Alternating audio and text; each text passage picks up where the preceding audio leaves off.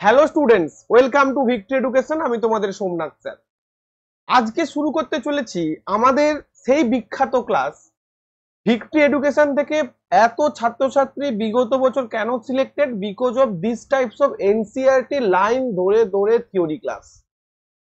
কেন NCERT line ধরে ধরে থিওরি ক্লাস প্রয়োজন সেটা আমি 1 মিনিটে তোমাদের বোঝাবো, তারপরে শুরু করব আজকের ক্লাস। এই ক্লাসটা মূলত দুটো ক্লাস, এক তো তোমাদের এখান থেকে প্রচুর উপকার হবে, দুই হচ্ছে ডেমো ক্লাস। ডেমো ক্লাস মানে কি? যেভাবে আমাদের যে পেইড ব্যাচের যে ক্লাস, তোমরা অনেকেই প্রশ্ন করেছো স্যার আপনাদের পেইড ব্যাচের ক্লাস কিভাবে হবে, বোর্ড ওয়ার্ক করে নাকি স্লাইডে লিখে, নাকি কিভাবে পেইড ব্যাচের ক্লাস হবে, কিভাবে কি কেমন পড়ানো হয়। অনেকে যারা নতুন স্টুডেন্ট, যারা ভিক্টরি এডুকেশন সম্পর্কে জানে না, তাদের এটা ডেমো প্লাস তোমাদের প্রত্যেকের জন্য একটা ভালো ক্লাস। তো শুরু করবো আজকের ক্লাস, দ্যাট ইজ রাসায়নিক বিক্রিয়া এবং ক্লাস 10 এনসিইআরটির ফার্স্ট চ্যাপ্টার রাসায়নিক বিক্রিয়া এবং সমীকরণ, যেটা প্রত্যেকটা পরীক্ষার জন্য ইম্পর্টেন্ট। তোমাদের টেকনিশিয়ান, তোমাদের এনটিপিসি, এএলপি, গ্রুপ ডি, জেই, আরপিএফ প্রত্যেকটা পরীক্ষা, যে পরীক্ষাগুলো আগামী দিনে রেলওয়ে নিতে চলেছে তার এক্সাম ক্যালেন্ডার অনুযায়ী প্রত্যেকটা পরীক্ষার জন্য গুরুত্বপূর্ণ। প্রত্যেককে বলবো চ্যানেলটিকে সাবস্ক্রাইব করতে, ক্লাসগুলোকে লাইক করতে, অবশ্যই নিজের বন্ধুদের মধ্যে শেয়ার করতে। পরবর্তীতে তোমাদের ফ্রিতে এরকম আরো কিছু কিছু কিছু কিছু থিওরি ক্লাস কিন্তু আসবে, এবং যেটা সব থেকে ইম্পর্টেন্ট সেটা হচ্ছে এনসিইআরটি এক্সারসাইজও কিন্তু আমি এটার মধ্যে করাবো। মনে রাখবে, রেলের পরীক্ষা 3 থেকে 4টা পিলারের উপর দাঁড়িয়ে। কি কি না? একটা হচ্ছে ফুল বই এনসিইআরটি, 2 হচ্ছে এনসিইআরটি এক্সারসাইজ, 3 হচ্ছে এনসিইআরটি এক্সাম্পলার, আর 4 হচ্ছে প্রিভিয়াস ইয়ার্স কোশ্চেন। এই 4টা করতে পারলে তবেই তুমি কিন্তু ফুলফিল করতে পারবে। শুধু প্রিভিয়াস ইয়ার্স কোশ্চেন নয়, শুধু এনসিইআরটি নয়, আর শুধু কনসেপ্ট বুঝলেও হবে না, তোমাকে এনসিইআরটি কিন্তু সেইভাবে পড়তে হবে। ঠিক আছে? এবং প্রথমেই বলবো, আমাদের এই ব্যাচটা শুরু হবে 15th অফ মে থেকে, অর্থাৎ 15th অফ মে থেকে ক্লাস স্টার্ট হবে। অলরেডি আমাদের অ্যাপের মধ্যে একদম পশ্চিম বাংলা তথা ভারতবর্ষের সর্বোত্তম অ্যাপ, যথেষ্ট সুন্দরভাবে অ্যাপটা তোমাদের জন্য বানানো হয়েছে। অ্যাপ তোমরা ডাউনলোড করতে পারো, ডেসক্রিপশনে অ্যাপের লিংক দেওয়া থাকবে, প্লে স্টোর থেকে অবশ্যই রিভিউ চেক করে নেবে। 5 স্টার রিভিউ এখনো পর্যন্ত প্রচুর স্টুডেন্ট জেনুইন রিভিউ দিয়েছে। কি কি সাবজেক্ট করানো হবে? Physics, chemistry, biology, environmental science, computer, মাত্র প্রাইস রয়েছে মাত্র 1049 টাকা। যেটা এই ব্যাচে আমি যা করাবো, আমি যা গাইড দেবো, পুরো অফলাইনের ফিলিংস পাবে, মনে হবে না যে অনলাইন। তো ব্যাচ সম্পর্কিত ভিডিও অন্য আরেকটা ভিডিও আই বাটনে আমি দিয়ে দেবো, সেখান থেকে দেখে নেবে। তো এই ব্যাচে ঢুকলে তোমার কিন্তু full theory class with MCQ, with PDF, কিছু কিছু পিডিএফ নোটস এবং ফান্ডামেন্টাল ক্লাস পুরোপুরি ক্লিয়ার হয়ে যাবে।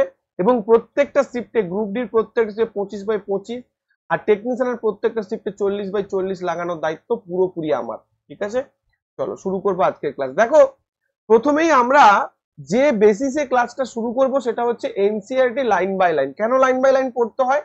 কারণ বিগত বছরে এই যে 2025-এর যে পরীক্ষাগুলো হলো, এএলপি হলো, টেকনিশিয়ান হলো, জেইর পরীক্ষা হলো, তারপর তোমাদের এলপির বেসিক সায়েন্স এন্ড ইঞ্জিনিয়ারিং এর প্রশ্ন, অর্থাৎ এলপি সিবিডি 2 হলো, প্রত্যেকটা পরীক্ষায় এই এনসিইআরটি কিন্তু লাইন তুলে তুলে প্রশ্ন হয়েছে। তাই এনসিইআরটি লাইন বাই লাইন পড়া এবং বোঝা এবং এনসিইআরটি এক্সারসাইজ করা তোমাদের কিন্তু যথেষ্ট গুরুত্বপূর্ণ হয়ে উঠেছে এই জায়গা থেকে। কি বললাম, মাথায় ঢুকেছে প্রত্যেকে? তো চলো শুরু করব আজকের বিষয়টা। চলো, তো দেখো প্রথমে বলছি রাসায়নিক সমীকরণ। আগে রাসায়নিক সমীকরণ জানার আগে আমাদের জানতে হবে যে রাসায়নিক বিক্রিয়াটা কি। রাসায়নিক বিক্রিয়া কি? যখন একটা পদার্থ আর একটা পদার্থের সঙ্গে বিক্রিয়া করবে, সেটা একটা পদার্থ, সেটা হতে পারে কোনো একটা মৌল। মৌল মানে কি? মৌল মানে হচ্ছে ওয়ান কাইন্ড অফ অ্যাটম বা একটা নির্দিষ্ট পরমাণু। যেমন মৌল বলতে আমরা হাইড্রোজেনকে বুঝি, হাইড্রোজেন একটা মৌল, অক্সিজেন একটা মৌল, এগুলো হচ্ছে মৌল। বা যৌগ, বিভিন্ন রকম যৌগ, যেমন H2O, CO2, এগুলো যৌগ। তখন এগুলো বিভিন্ন রকম পদার্থ একটা পদার্থ আর একটা পদার্থের সঙ্গে যখন বিক্রিয়া করবে, এবং বিক্রিয়া বর্ণের পরিবর্তন, গন্ধের পরিবর্তন, এবং যে পদার্থটা বিক্রিয়া করছে তার পুরোপুরি পরিবর্তন হবে, তখন তাকে আমরা বলবো রাসায়নিক বিক্রিয়া। এবং এই রাসায়নিক বিক্রিয়াটাকে যখন আমরা সমীকরণ আকারে প্রকাশ করব, অর্থাৎ সংকেত দিয়ে, যে যৌগগুলো বিক্রিয়াতে ইনভলভ ছিল এবং যেটা উৎপন্ন হলো, যে যৌগগুলো বা মৌলগুলো বিক্রিয়াতে ইনভলভ ছিল এবং যে যৌগগুলো বা মৌলগুলো উৎপন্ন হলো, তাদেরকে যখন আমি একটা সংকেত দিয়ে খাতায় লিখবো, তখন সেটা হচ্ছে কিন্তু রাসায়নিক সমীকরণ। যেমন দেখো, ম্যাগনেসিয়াম ফিতাকে যদি বায়ুতে পোড়ানো হয়, তাহলে ম্যাগনেসিয়াম এবং অক্সিজেন বিক্রিয়া করে কি উৎপন্ন করে আমার ম্যাগনেসিয়াম অক্সাইড। অর্থাৎ দেখো যে দুটো পদার্থ বিক্রিয়া করছে তাদেরকে আমি বলবো বিক্রিয়ক পদার্থ। যেমন এখানে আমরা দেখতে পাচ্ছি দুটোই মৌল, ম্যাগনেসিয়ামও একটা মৌল আর অক্সিজেনও একটা মৌল, বিক্রিয়া করে কি উৎপন্ন করছে ম্যাগনেসিয়াম অক্সাইড উৎপন্ন করছে। এবার 2 কেন দিলাম সেটা আমি পরে আসছি। তো ম্যাগনেসিয়াম অক্সাইডের সংকেত হচ্ছে MgO, O2 মানে অক্সিজেন এবং Mg মানে হচ্ছে ম্যাগনেসিয়াম। তো যে দুটো মৌল এই বিক্রিয়ায় অংশগ্রহণ করলো, অর্থাৎ যে দুটো মৌল এই বিক্রিয়ায় অংশগ্রহণ করলো তাদেরকে আমরা কি বলবো, তাদেরকে আমরা বলবো বিক্রিয়ক পদার্থ, তাদেরকে আমরা বলবো বিক্রিয়ক পদার্থ। ঠিক আছে, আর এখান থেকে যেটা উৎপন্ন হলো সেটাকে বলবো কি, সেটাকে বলবো আমরা বিক্রিয়াজাত পদার্থ। বিক্রিয়াজাত পদার্থ অর্থাৎ যে পদার্থটা আমার উৎপন্ন হলো ম্যাগনেসিয়াম অক্সাইড, সেই ম্যাগনেসিয়াম অক্সাইডকে আমি কি বলবো বিক্রিয়াজাত পদার্থ। ভাই পুরো ক্লাসটা মন দিয়ে দেখো, দেখার পর পৃথিবীর যে জায়গা থেকে পারো রেলের প্রশ্ন তোলো, রেলের প্রশ্ন বারবার বলেছি, রেলের প্রশ্ন যেখান থেকে পারো তুমি তোলো, তোমার একটা প্রশ্ন আটকাবে না। এটা মানে যদি তুমি দেখে নাও ক্লাসটা, যদি রিলেভেন্ট থাকে মক টেস্ট বা যেখানে থাকে। এবার দেখা যায় অনেকে মাতব্বরি ফলানোর জন্য অনেক অন্যরকম প্রশ্ন করেছে, সেটা বাদ দাও, কিন্তু রেলের একটাও প্রশ্ন আটকাবে না, ব্যাস আমি এটুকু বলতে পারি। ঠিক আছে, চলো। তো এই যে দেখো বলেছে এখানে ম্যাগনেসিয়াম এবং অক্সিজেন হলো বিক্রিয়ক পদার্থ এবং বিক্রিয়ায় যে নতুন পদার্থ উৎপন্ন হলো সেটা হচ্ছে ম্যাগনেসিয়াম অক্সাইড। অর্থাৎ ম্যাগনেসিয়ামের সঙ্গে অক্সিজেনটা কম্বাইন্ড হলো এবং কম্বাইন্ড হয়ে ম্যাগনেসিয়াম অক্সাইড গঠন করলো। যদিও আমরা বিক্রিয়ার প্রকারভেদ একটু পরেই পড়বো। এখানে আরো একটা ইম্পর্টেন্ট কথা লেখা রয়েছে, কি কি না, আচ্ছা স্যার আমি কি চাইলে এরকম লিখতে পারি যে এদিকে MgO দিলাম, এখান থেকে Mg প্লাস O2 দিলাম, তার মানে কি এটা বোঝাবে যে এটা বিক্রিয়ক পদার্থ, এটা বিক্রিয়ক পদার্থ? উত্তর হচ্ছে না, এটা বোঝাবে না। অর্থাৎ আমাকে সবসময় বিক্রিয়ক পদার্থগুলো তীর চিহ্নের বাম দিকে লিখতে হবে আর বিক্রিয়াজাত পদার্থ তীর চিহ্নের ডান দিকে লিখতে হবে। অর্থাৎ মানেটা কি, মানেটা ভালো করে বুঝে নাও, মানেটা ভালো করে বুঝে নাও। আমি যদি এরকম তীর চিহ্ন দিই তাহলে এই তীর চিহ্নের বাম দিকে অর্থাৎ লেফট হ্যান্ড পোর্শনে কি থাকবে, লেফট হ্যান্ড পোর্শনে সবসময় কিন্তু আমার বিক্রিয়ক পদার্থ থাকবে।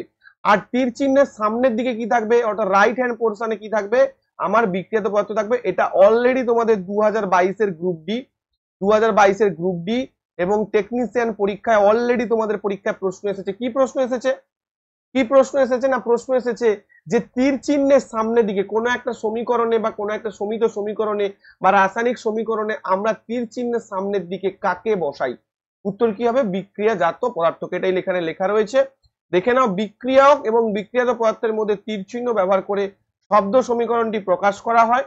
বিক্রিয়ক পদার্থকে তীর চিহ্নের বাম দিকে, দেখো এই যে বিক্রিয়ক পদার্থকে তীর চিহ্নের বাম দিকে, এবং একাধিক বিক্রিয়ক পদার্থ উপস্থিত থাকলে মাঝখানে যোগ চিহ্ন ব্যবহার করা হয়। এখন ম্যাগনেসিয়াম অক্সিজেন অনেকগুলো বিক্রিয়ক পদার্থ রয়েছে, তার মানে আমরা মাঝখানে কি করবো প্লাস সাইন ব্যবহার করবো। আর অনেকগুলো বিক্রিয়াজাত পদার্থ থাকলেও মাঝখানে প্লাস সাইন ইউজ করবো, একদম ঠিক। এবং বিক্রিয়াজাত পদার্থকে তীর চিহ্নের ডান দিকে অর্থাৎ রাইট হ্যান্ড পোর্শনে কিন্তু আমরা লিখবো। এটা হচ্ছে রাসায়নিক সমীকরণ লেখার পদ্ধতি।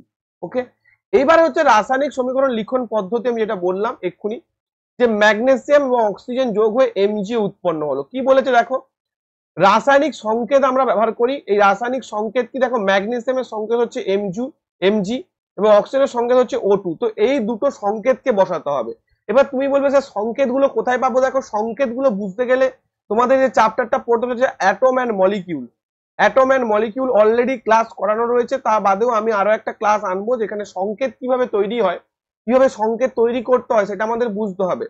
তুমি বলবে স্যার সংকেত তৈরি করা কেন বুঝতে হবে? কারণ পরীক্ষা হলে তোমাকে প্রশ্ন দিয়ে দিতে পারে, একটা পার্টিকুলার নাম দিয়ে দিল যে মনে করো কার্বন টেট্রাক্লোরাইডের সঙ্গে এর বিক্রিয়া হচ্ছে, সমিত সমীকরণটি লেখো। তখন তোমাকে সংকেতগুলো জানতে হবে। এরকম প্রশ্ন আগামী দিনে আসবে, কারণ নতুন নতুন প্রশ্ন কিন্তু প্রত্যেক বছর রেল ইন্ট্রোডিউস করে সায়েন্সে। ফলে এরকম নিউ প্রশ্ন কিন্তু আসতেই পারে গ্রুপ ডি দিয়ে, গ্রুপ ডি থেকে, কারণ গ্রুপ ডি তে কিন্তু কঠিন প্রশ্ন হওয়ার চান্স 100% রয়েছে। এবার দেখো তাহলে একটি রাসায়নিক বিক্রিয়ায় প্রকাশ করে রাসায়নিক সংকেত আমরা ব্যবহার করি। তাহলে ম্যাগনেসিয়াম অক্সিজেন, ম্যাগনেসিয়াম অক্সাইডের সংকেত মনে রাখতে হবে, উপরোক্ত সমীকরণকে এভাবে আমরা লিখতে পারবো। এবার একটা জিনিস বলো, তীর চিহ্নের দুই দিকে প্রতিটি মৌলের মোট পরমাণু সংখ্যা কি সমান? পরমাণু সংখ্যা কি, দেখো ম্যাগনেসিয়াম, ম্যাগনেসিয়াম মানে ম্যাগনেসিয়ামের একটা পরমাণু। অক্সিজেন দেখো O2 লেখা রয়েছে, O2 তার মানে কি অক্সিজেনের দুটি পরমাণু। তার মানে দেখো এদিকে অক্সিজেনের দুটো পরমাণু, এদিকে অক্সিজেনের একটা পরমাণু, তার মানে দুদিকে কিন্তু আমার এদিকে টোটাল কটা পরমাণু রয়েছে, ম্যাগনেসিয়ামের একটা আর অক্সিজেনের দুটো, তার টোটাল এদিকে তিনটে অ্যাটম রয়েছে। বাট আমরা যদি ডান দিকে ধরি তাহলে দেখো এদিকে একটা টোটাল কিন্তু দুটো অ্যাটম রয়েছে, তার মানে মোট পরমাণু সংখ্যা সমান নয়। তাহলে যদি মোট পরমাণু সংখ্যা সমান না হয় তাহলে আমরা বলবো কি না বিক্রিয়াটি যে লেখা হয়েছে সেটা সমিত সমীকরণ নয় বা সমীকরণটি ব্যালেন্সড নয়, ঠিক আছে। আর যদি পরমাণু সংখ্যা সমান হয় তাহলে সেটাকে আমরা বলবো ব্যালেন্স রিয়াকশন। ব্যালেন্স করাটা আমি তোমাদের পরবর্তী মানে এর পরের স্লাইডে বোঝাচ্ছি। তো আপাতত দেখে নাও, যদি আমরা এখানে 2 দিয়ে দিই, কোথায় 2 দেবো না এইখানটা দেখে নাও 2mg, 2mg হয়ে গেল। তার মানে দেখো 2mg plus O2, 2mg plus O2, তাহলে 2mg। দেখো এদিকে কটা 2 প্লাস 2 চারটা অ্যাটম, এদিকে কটা তুমি বলো স্যার এদিকে তো দুটো অ্যাটম না, সামনের দিকে 2 লেখা হয়েছে মানে mgও দুটো আর ও দুটো, তার মানে এদিকেও কিন্তু 2 প্লাস 2 চারটা অ্যাটম, বোঝা গেছে। তো এদিকেও কিন্তু চারটা অ্যাটম, এদিকেও কিন্তু চারটা অ্যাটম, তার মানে আমার ব্যালেন্স হয়ে গেছে। যখনই ব্যালেন্স হয়ে যাব তখনই সমীকরণটাকে আমরা বলবো সমিত সমীকরণ। তাহলে একটা বিক্রিয়ার সমীকরণকে কখন আমরা সমিত সমীকরণ বলবো না যখন বিক্রিয়ার উভয় পার্শ্বে পরমাণুর সংখ্যা, মোট পরমাণুর সংখ্যা সমান হয়। এক্স্যাক্টলি যেটা লেখা রয়েছে সেটাই তোমাদের পরীক্ষায় প্রশ্ন আসবে। তাহলে যদি সমান হয় তখন সমীকরণটি হবে একটি সমিত সমীকরণ, যদি সমান না হয় সমীকরণটি সমিত নয়, কারণ সমীকরণের দুই দিকে মোট ভর সমান নয়। এবার তুমি বলবে স্যার আপনি তো বললেন পরমাণুর সংখ্যা সমান, তাহলে মোট ভর কি করে হচ্ছে? ভাই আমাকে একটা কথা বলো, যদি এদিকে দুটো এমজি থাকে এদিকে দুটো এমজি থাকে তাহলে এমজির যে পারমাণবিক ভর হবে, তাহলে দুদিকে এমজি যদি সমান থাকে তাহলে দুদিকে এমজির পারমাণবিক ভর সমান হবে, হ্যাঁ কি না? Yes sir. আর দুদিকে যদি অক্সিজেন অ্যাটমের পরিমাণ সমান থাকে তাহলে দুদিকে অক্সিজেনেরও পারমাণবিক ভর সমান হবে। অর্থাৎ পরমাণুর সংখ্যা যদি সমান করে দিই আমি তাহলে পারমাণবিক ভরটাও সমান হয়ে যাবে, ফলে আলটিমেট কি হবে আমার সুবিধা হবে, কোনো অসুবিধা নেই। অর্থাৎ পরমাণুর সংখ্যা সমান করলে পারমাণবিক ভরও কিন্তু সমান হয়ে যাবে। ক্লিয়ার করতে পেরেছি? এরূপ রাসায়নিক সমীকরণ হলো সমতাবিহীন রাসায়নিক সমীকরণ, ঠিক আছে। 1.2 অর্থাৎ এটা হচ্ছে বায়ুতে ম্যাগনেসিয়ামের দহনের সমতাবিহীন। এটা দেখো সমতাবিহীন ছিল, আমাকে এটা সমতাবিহীন সমীকরণ দিয়েছিল কেন? এই যে mg প্লাস O2 mgও ছিল, আমি এটাকে 2 অ্যাড করে সমতা করলাম। এবার সমতা কিভাবে করব, ব্যালেন্স কিভাবে করব সেটা আমরা শিখবো। এবং আরো একটা কথা তোমাদের বলে দিই, গুরুত্বপূর্ণ কথা, পরবর্তী তোমরা জানবে, সেটা হচ্ছে মনে রাখবে এই যে বেসিক সমীকরণগুলো, এই বেসিক সমীকরণগুলো কিন্তু চেঞ্জ করা যাবে না। অর্থাৎ আমি ধরো এখানে লিখে দিলাম জোর খাটিয়ে যে mg প্লাস O2, লিখে দিলাম mgO2, তাহলে দেখো মনে হচ্ছে যেন ব্যালেন্স করা রয়েছে, কিন্তু আমার ম্যাগনেসিয়াম অক্সাইডের সংকেত তো mgO2 নয়, ফলে আমি mgO2 লিখতে পারি না। আমি ব্যালেন্স করার সুবিধার্থে সামনে পূর্ণবর্গ সহগও দিতে পারি, মানে পূর্ণ সংখ্যা সহগও দিতে পারি, সামনের দিকে নাম্বার অ্যাড করতে পারি উভয় পক্ষে। কিন্তু কখনো কখনো মনে রাখবে আমরা কিন্তু সংকেতকে চেঞ্জ করতে পারি না। মনে করো এমজি, আমরা কি এমজি কে জোর করে mg2 লিখে দিতে পারি না? ম্যাগনেসিয়ামের সংকেত mg, তোমাকে সংকেতটা ঠিক রাখতে হবে, ব্যালেন্স করার চক্করে এসে তুমি সংকেতকে চেঞ্জ করতে পারবে না, সংকেতটা কিন্তু ফান্ডামেন্টাল। ক্লিয়ার হয়েছে? তো এটা গেল বিষয়। এবার হচ্ছে সমিত রাসায়নিক সমীকরণ। দেখো একটা সমীকরণকে আমরা কি বলবো, সমিত রাসায়নিক সমীকরণ কখন বলবো না যখন তার দুই পাশে, অর্থাৎ এই তীর চিহ্নের দুই পাশে রাইট হ্যান্ড পোর্শন এবং লেফট হ্যান্ড পোর্শনে অ্যাটমিক নাম্বার সমান হবে, তখন তাকে আমরা সমিত সমীকরণ করবো, মানে বলবো। তো এটা কেন বলবো বা কিসের জন্য এই সমিত সমীকরণটা করতে হয়, মনে রাখবে ভরের নিত্যতা সূত্র অনুযায়ী হয়। অর্থাৎ তুমি যে এই যে দুটোকে অ্যাড করেছো mg প্লাস O2, এর ভরটা কখনোই কিন্তু উড়ে যাবে না। অর্থাৎ বিক্রিয়ক পদার্থের মোট ভর আর বিক্রিয়াজাত পদার্থের মোট ভর কিন্তু ইকুয়াল হবে।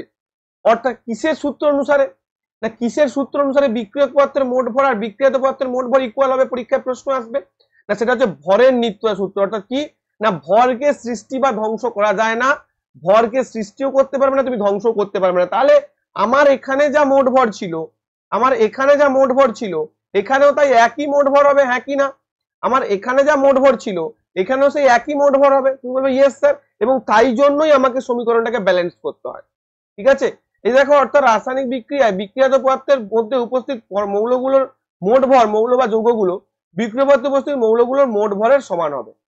এবং এখানেও তাই বলেছে, অন্যভাবে বলে রাসায়নিক বিক্রিয়ার পূর্বে ও পরে প্রতিটি পদার্থের মোট পরমাণু সংখ্যা সমান। অর্থাৎ পরমাণুর সংখ্যা সমান বলেই কি হবে, তার পারমাণবিক ভর সমান, কারণ একটা পরমাণুর ভর তো একটা নির্দিষ্ট রয়েছে। যেমন ম্যাগনেসিয়ামের ভর কত, ম্যাগনেসিয়ামের ভর হচ্ছে 24, অক্সিজেনের ভর কত, অক্সিজেনের ভর হচ্ছে 16, তাহলে এখানে দুটো অক্সিজেন মানে এর ভর কত না 32, এখানে যখন 2mgO করে দেবো তাহলে এখানে অক্সিজেনের মোট ভর কত 32। কারণ দেখো উভয় দিকেই অক্সিজেনের মোট ভর, আবার এর 32 এর সঙ্গে যদি আমি এখানে 24 যোগ করে দিই তাহলে এখানেও দেখো 2 ইন্টু আমার 24 প্লাস 16 একই ব্যাপারটা দাঁড়াচ্ছে। এখানে 2 ইন্টু 24 অর্থাৎ 48 প্লাস 32, আর এদিকেও দেখো 48 প্লাস 32। দেখতে পেয়েছো উভয় দিকেই কিন্তু মোট ভরটা আমার সমান হচ্ছে, সমান থাকছে। ক্লিয়ার করতে পেরেছি? ক্লিয়ার হয়েছে? এইবার দেখো কি বলেছে, বলেছে যে সমতাবিহীন রাসায়নিক সমীকরণকে তাই সমতা করা দরকার। এবার আমরা একটা একটা করে আসি। মনে করো এই সমীকরণটা আমাকে দিয়েছে Zn plus H2SO4 ZnSO4 plus H2, এখানে কটা অ্যাটম প্রেজেন্ট বা কি ব্যাপার সেটা আমি একটু ভালো করে বুঝবো। দেখো আমি যেভাবে আন্ডারলাইন করেছি, আমি প্রত্যেককে একটা কথা বলে দিয়েছি। তোমরা ভাই আমার পেইড ব্যাচে পড়ো বা না পড়ো, প্রত্যেককে একটা কথা বলে দিয়েছি, ভাই বাড়িতে এনসিইআরটি ত্রিপুরা বোর্ড কেন। আমি দেখতে পাচ্ছি কিছু ইউটিউব তোমাদের মানে কিছু ইউটিউব চ্যানেল তোমাদের মিসগাইড করছে যে এনসিইআরটি পড়ে কি হবে, নর্মাল বই পড়লে হবে বা কনসেপ্টটা থাকা জরুরি। ভাই কনসেপ্ট যতই তুমি নাও না কেন, যতক্ষণ না তুমি লাইন বাই লাইন পড়ছো, প্রত্যেকটা লাইনের একটা একটা কথা পড়ছো, তুমি ততক্ষণ তুমি বিভিন্ন জিনিস বুঝতে পারবে না, বিভিন্ন প্রশ্ন তোমার মাথায় আসবে না। যেমন ধরো ভরের নিত্য সূত্র, ভরের নিত্য সূত্র কথাটা আমি বললাম না, আমি শুধু বলে গেলাম যে দুটো উভয় দিকের ভরটা সমান হবে। এবার পরীক্ষায় যখন ভরের নিত্য সূত্রটা আসছে তোমার মাথায় কিন্তু ক্লিক করবে না, তুমি জিনিসটা বুঝে গেছো যে এইভাবে রাসায়নিক সমীকরণটা সমাধান করা হয়, কিন্তু ভরের নিত্য সূত্র ওই এক্সাক্ট টাইমে কোন সূত্র অনুসারে আমরা সমীকরণ সমাধান করি, উত্তর হবে ভরের নিত্য সূত্র, তুমি কিন্তু তখন খুঁজে পাবে না বিষয়টা। তো এই জন্য লাইন বাই লাইন পড়াটা জরুরি। চলো আমরা এটা করি। দেখো এই যে জায়গাগুলো আমি দাগ দিয়েছি, বই থাকলে বই নিয়ে বসো আর দাগ দিয়ে দাও। চলো Zn plus H2SO4 Zn plus H2SO4 সমান কি করেছে ZnSO4 প্লাস H2। তোমাকে বিক্রিয়াটা সম্পর্কে একটু বলে দিই, তারপর আমি সমীকরণটাও বলছি। দেখো জিঙ্কের সঙ্গে লঘু সালফিউরিক অ্যাসিডের বিক্রিয়া, অর্থাৎ ধাতুর সঙ্গে অ্যাসিডের বিক্রিয়া। ধাতুর সঙ্গে অ্যাসিডের বিক্রিয়া কি হয় না, একটা লবণ উৎপন্ন হয় এবং হাইড্রোজেন গ্যাস মুক্ত হয়, সেটাই হয়েছে। আচ্ছা এখানে দেখতে পাচ্ছি আমরা জিঙ্ক একটাই রয়েছে, তার মানে জিঙ্কের কটা অ্যাটম রয়েছে, জিঙ্কের একটা অ্যাটম রয়েছে। আচ্ছা হাইড্রোজেনের কটা অ্যাটম রয়েছে, দেখো হাইড্রোজেনের সাফিক্সে 2 রয়েছে, মানে দুটো অ্যাটম রয়েছে। প্রথমে বিক্রিয়ক পদার্থগুলোর অ্যাটম ক্যালকুলেট করছি, বিক্রিয়ক গুলো। আচ্ছা আমার সালফার, এস মানে কি সালফার, সালফার কটা অ্যাটম রয়েছে, একটা। আর অক্সিজেন কটা অ্যাটম রয়েছে, 4টা অ্যাটম রয়েছে। ভালো কথা। এবার বিক্রিয়াজাতগুলোকে করি। পরীক্ষা হলে এসব করার দরকার নেই, এসব তোমাদের শেখার জন্য, পরীক্ষা হলে তো এমনি হয়ে যাবে তোমাদের। ক্লিয়ার করতে পেরেছি? জিঙ্ক দেখো এখানেও জিঙ্ক একটা, এখানেও সালফার একটা, এখানেও অক্সিজেন 4টা, এখানেও হাইড্রোজেন 2টা।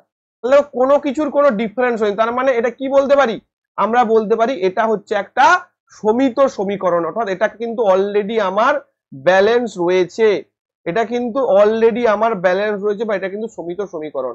দেখো হাইড্রোজেন দুটো, অক্সিজেন 4টা, সালফার একটা, জিঙ্ক একটা, তার মানে এটা কি, এটা হচ্ছে কিন্তু অলরেডি আমার সমিত সমীকরণ।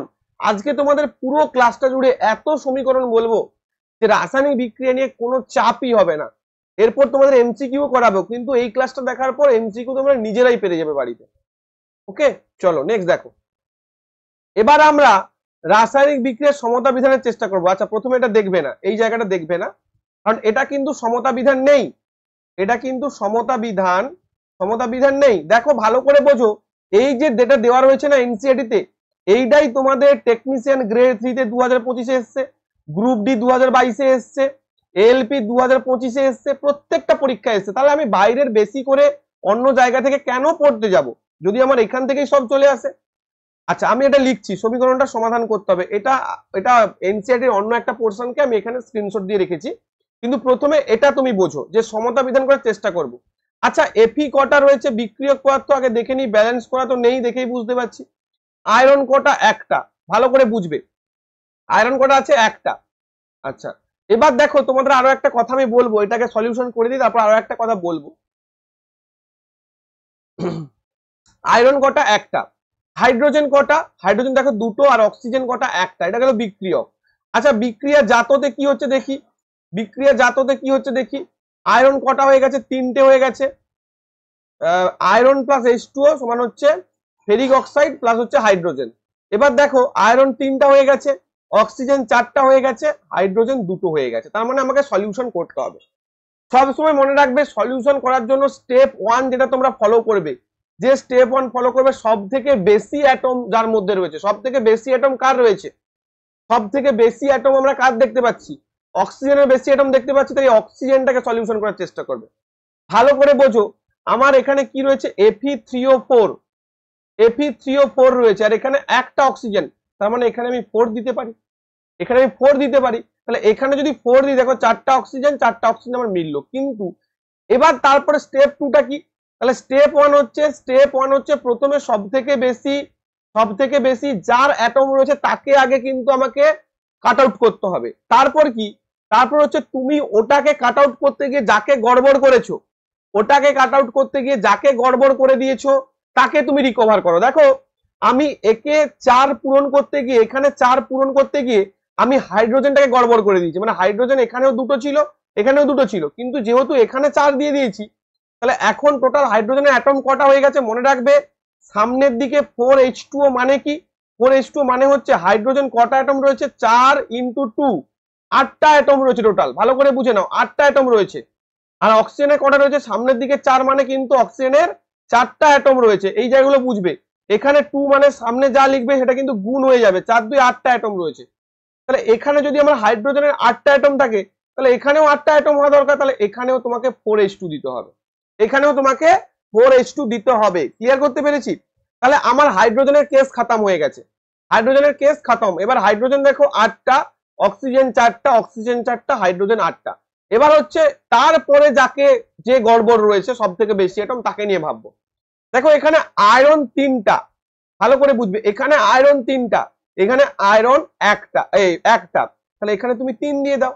3 দিলে কিন্তু তোমার কেস খতম। অর্থাৎ দেখো এখানেও আয়রনের 3টা, এখানে হচ্ছে অক্সিজেনের 4টা, হাইড্রোজেনের 8টা অ্যাটম। তাহলে টোটাল কটা অ্যাটম হলো এখানটা, 8, আর এদিকে হচ্ছে 4, 9 10 11 12, আর এদিকে 3, 12 3 15, এদিকে দেখো 3টে অ্যাটম 4টা অ্যাটম, তাহলে 4 3 কত হলো, 7টা, 7 আর 8 কত হলো, 15টা অ্যাটম। তাহলে আমরা বুঝতে পারলাম এদিকে হচ্ছে 15টা অ্যাটম, আর এদিকে হচ্ছে 15টা অ্যাটম, এবং প্রত্যেকটা অ্যাটম সমান। দেখো এদিকেও 3টে আয়রন, এদিকেও 3টে আয়রন, এদিকেও হচ্ছে 8টা হাইড্রোজেন, এদিকেও 8টা হাইড্রোজেন, এদিকেও দেখো 4টা অক্সিজেন, এদিকেও দেখো 4টা অক্সিজেন। তার মানে আমার বিক্রিয়ার সমীকরণটা কি পেলাম, আমরা পেলাম 3Fe প্লাস 4H2O, ঠিক আছে, সেখান থেকে পেলাম Fe3O4 প্লাস হচ্ছে 4H2।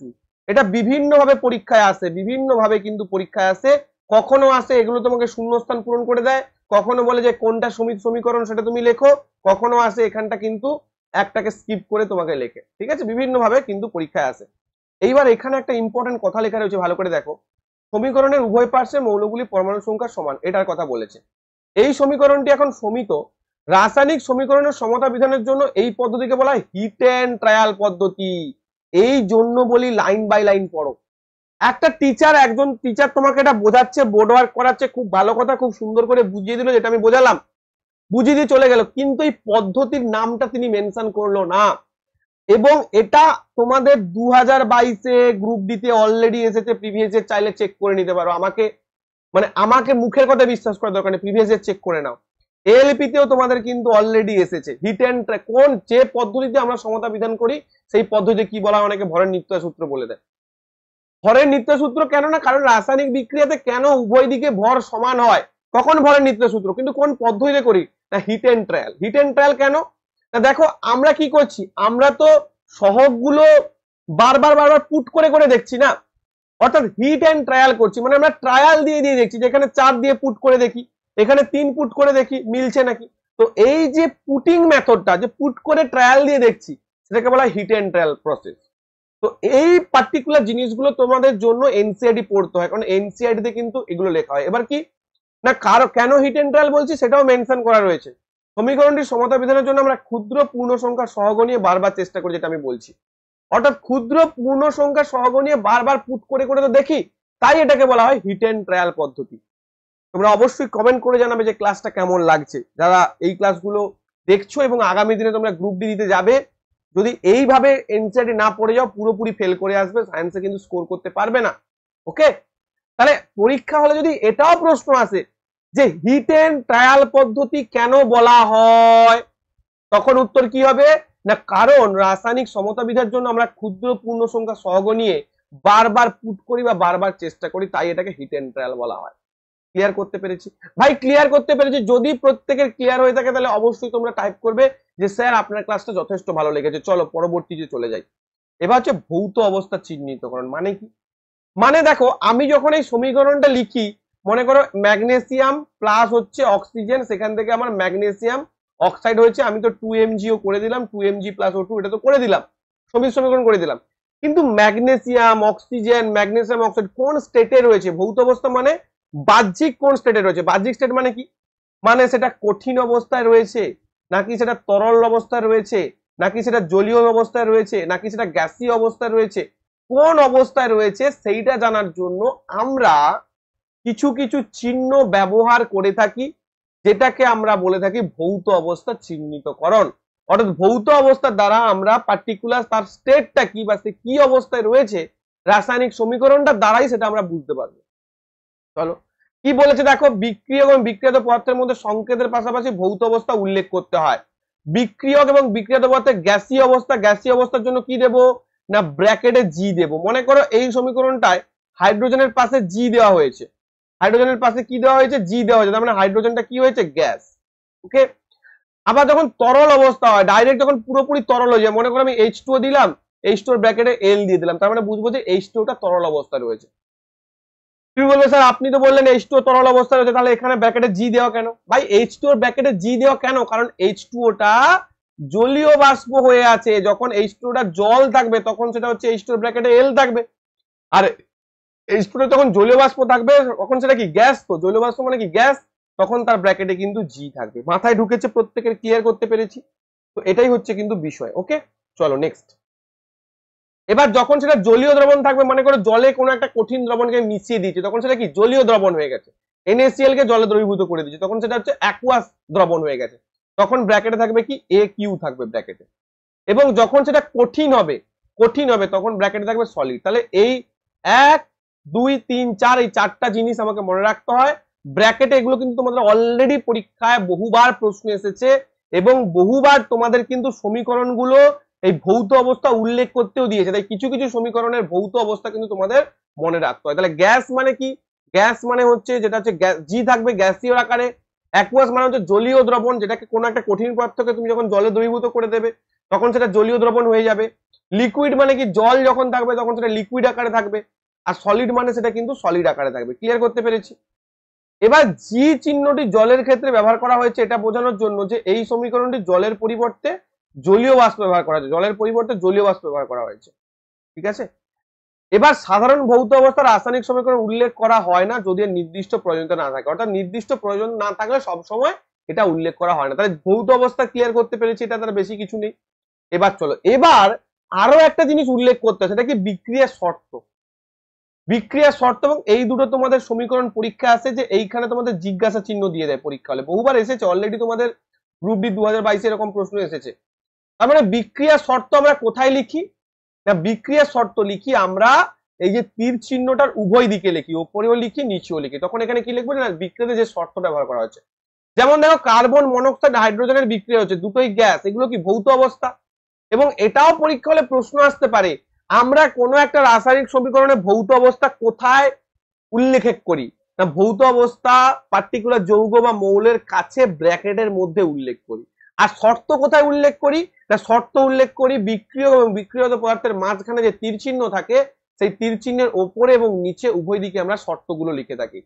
তাহলে যেমন কার্বন মনোক্সাইড এবং হাইড্রোজেন গ্যাস, দেখতে পাচ্ছ এটা সমিত সমীকরণ, কারণ এখানে 2 দেওয়া রয়েছে, CH3 দেখো হাইড্রোজেন 3টা, এখানে হচ্ছে হাইড্রোজেন দেখো এখানে 3টা, এখানে একটা, 4টা হাইড্রোজেন, এখানে 4টা হাইড্রোজেন, কার্বন একটা, অক্সিজেন একটা, সমিত সমীকরণ। এবং 340 অ্যাটমসফেরিক প্রেসার দিতে হবে তবেই বিক্রিয়াটা হবে। এটা কি বিক্রিয়া না, এটা হচ্ছে আমাদের বহু পরিচিত সালোক সংশ্লেষের বিক্রিয়া। কি বললাম? সালোক সংশ্লেষের বিক্রিয়া। এখানে দেখো CO2, এটা তোমাদের বহুবার পরীক্ষায় এসেছে কিন্তু এটা ভীষণ ইম্পর্টেন্ট। CO2 প্লাস H2O, সূর্যালোক এবং ক্লোরোফিল দিচ্ছে, গ্লুকোজ তৈরি হচ্ছে, অক্সিজেন তৈরি হচ্ছে এবং H2O তৈরি হচ্ছে। দেখো এই অক্সিজেনটা কিন্তু অ্যাকুয়াস ফরম্যাটে তৈরি হবে, তাই অ্যাকুয়াস লেখা রয়েছে। গ্লুকোজটাও অ্যাকুয়াস মানে জলীয় তৈরি গ্লুকোজ হবে, কিন্তু H2টা হচ্ছে লিকুইড H2 তৈরি হবে, তাই ব্র্যাকেটে L লেখা রয়েছে। এখানেও H2টা লিকুইড থাকবে তাই L, এবং কিন্তু এখানে CO2টাও কিন্তু জলীয় মানে জলীয় টাইপের CO2 থাকবে, তাই এখানে কিন্তু অ্যাকুয়াস লেখা রয়েছে। ক্লিয়ার? এবং এই সমিত সমীকরণটা মনে রাখবে, এখানে দেখে নাও 6টা কার্বন, আর এখানেও দেখে নাও 6টা কার্বন, এখানে দেখে নাও 12টা অক্সিজেন প্লাস 6টা অক্সিজেন, এখানে 6টা, তাহলে দেখো এখানে খেয়াল করো, এখানে 12টা অক্সিজেন, একটু তোমাদের দেখিয়ে দিই, এগুলো তোমরা বুঝতে পারবে না হলে। দেখো এই জায়গায় একটু কার্বন কটা, কার্বন দেখো এখানে কিন্তু 6টা কার্বন, এখানে কার্বন কটা, এখানেও কিন্তু 6টা কার্বন। অক্সিজেন কটা দেখো, এদিকে 6 × 2 12, সামনে 6 আছে মানে 6 × 2 12, তাহলে অক্সিজেন 12 প্লাস এখানে 6 রয়েছে, 6 প্লাস এদিকে দেখো 6, শুধু 6 কারণ এখানে শুধু ও রয়েছে, তাহলে কটা হলো না 24টা অক্সিজেন রয়েছে। তাহলে এদিকে দেখো 12 আর এদিকে দেখো 12টা, তাহলে এদিকে 12, তাহলে অক্সিজেন এদিকেও 12 প্লাস 12 24টা। বুঝতে পেরেছো? অর্থাৎ আগামী দিনে তোমাকে এরকম সমীকরণ দিয়ে দেবে এবং বলবে যে উভয় দিকে টোটাল অক্সিজেনের কটা অ্যাটম রয়েছে, তো সেগুলো তোমাকে ক্যালকুলেট করতে হতে পারে, তো এইভাবে তোমরা সেগুলো ক্যালকুলেট করতে পারবে। আর হাইড্রোজেন তো বললাম, এদিকে 24টা হাইড্রোজেন, এদিকে 12টা হাইড্রোজেন, আর এখানে 12টা হাইড্রোজেন, 12 12 24, তাহলে 24 24 হাইড্রোজেন, কার্বন 6 6, আর অক্সিজেন হচ্ছে 24 24। তো এইটা হচ্ছে কিন্তু ব্যাপার। চলো নেক্সট। নেক্সট আমি তোমাদের বলেছিলাম এবং ভিডিও থাম্বনেলেও ছিল তোমাদের যে তোমাদের কি করাবো, তোমাদের আমি এক্সারসাইজও করাবো। প্রত্যেকটা এক্সারসাইজ আমি তোমাদের একটা কথা বলে দিই, আমি যখন ব্যাচে পড়াই তখন এভাবে স্লাইডেও পড়াই আর এভাবে একদম বই ধরে ধরে এক্স্যাক্টলি পড়াই। দেখো এইটা হচ্ছে তোমাদের কিন্তু বই, এইভাবে বই তোমাদের একদম ধরে ধরে পড়তে হবে, একদম আন্ডারলাইন করে করে তোমাদের কিন্তু পড়তে হবে, যেটা আমি এখন পড়াচ্ছি। এই হচ্ছে প্রশ্নাবলী, এই প্রশ্নগুলো করতে হবে এবং তোমাদের যে লাস্টে একদম লাস্টে যে এক্সারসাইজ রয়েছে সেটাও কিন্তু তোমাদের করতে হবে। চলো এইগুলো করি, এইগুলো থেকেই কিন্তু প্রশ্ন আছে।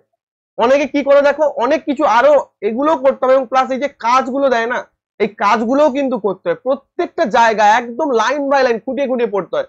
অনেকে কি করে শুধু এইগুলো পড়ে নাও, অনেক ইনফরমেশন পাও না, তুমি বলবে স্যার এই বিক্রিয়াটা তো আমাদের বইতে নেই, তাহলে কি করে পরীক্ষায় দিল, আপনি যে বললেন শুধু এনসিইআরটি থেকে দেয়। ভাই এনসিইআরটির পিলার গুলো তোমাকে জানতে হবে, যে এনসিইআরটি এক্সারসাইজও তোমাকে করতে হবে, নাহলে কি করে হবে।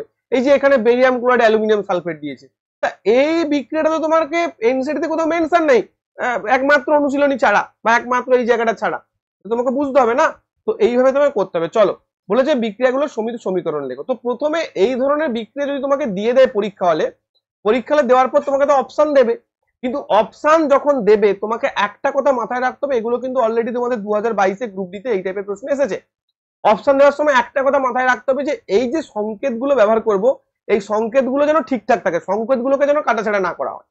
কিছু কিছু ক্ষেত্রে দেখা যায় অপশন এমন ভাবে দেয়, যে আমি তোমাদের প্রশ্ন করাবো, এমসিকিউ করাবো, তখন সেগুলো আরো ভালো করে বুঝতে পারবে। অপশন এমন ভাবে দেয় যে সংকেতটাকেই চেঞ্জ করে দিয়েছে।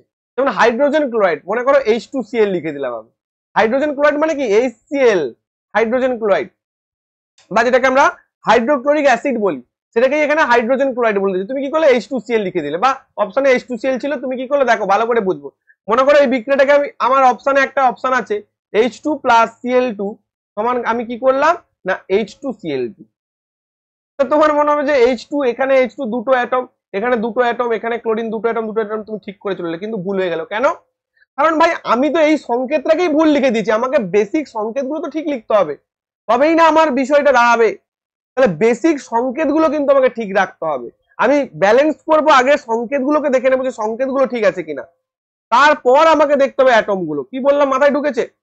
চলো এবার একটা একটা করে লিখি। কি বলেছে? হাইড্রোজেন, তার মানে আমি H2, প্রথমে আমি শুধু সংকেতগুলো বসাবো, তারপরে তাকে আমি সমাধান করব। ক্লোরিন Cl2, সেখান থেকে হাইড্রোজেন ক্লোরাইড বা হাইড্রোক্লোরিক অ্যাসিড HCl। দেখো ভালো করে বুঝে নাও, এখানে দুটো হাইড্রোজেন, এখানে দুটো ক্লোরিন, এখানে একটা হাইড্রোজেন একটা ক্লোরিন, তাহলে 2HCl বসিয়ে দেবো। আমার হয়ে গেল কি, এটা হচ্ছে সমিত সমীকরণ। প্রত্যেকে এগুলো খাতায় লিখে নেবে বা এখান থেকে স্ক্রিনশট নিয়ে নেবে। ঠিক আছে, চলো নেক্সট।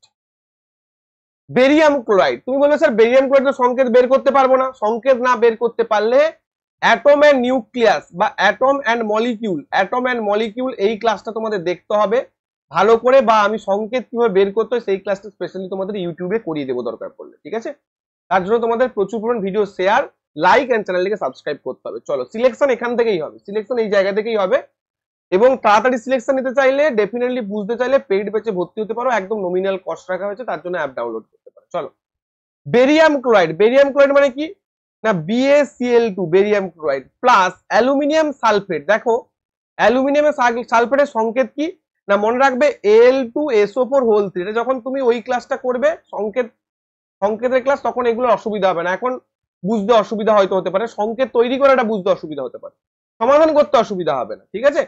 বেরিয়াম সালফেট, বেসিক সমাধান, বেসিক যে সমীকরণ সেগুলোকে তোমাকে ঠিক রাখ, মানে বেসিক সংকেত গুলোকে, BaSO4 বেরিয়াম সালফেট, ঠিক আছে। BaSO4 হচ্ছে বেরিয়াম সালফেট এবং হচ্ছে অ্যালুমিনিয়াম ক্লোরাইড অর্থাৎ AlCl3, এটা হচ্ছে অ্যালুমিনিয়াম ক্লোরাইড। এইবার তুমি সমাধান করো, দেখো ভালো করে বোঝো কোনটার পরিমাণ সব থেকে বেশি।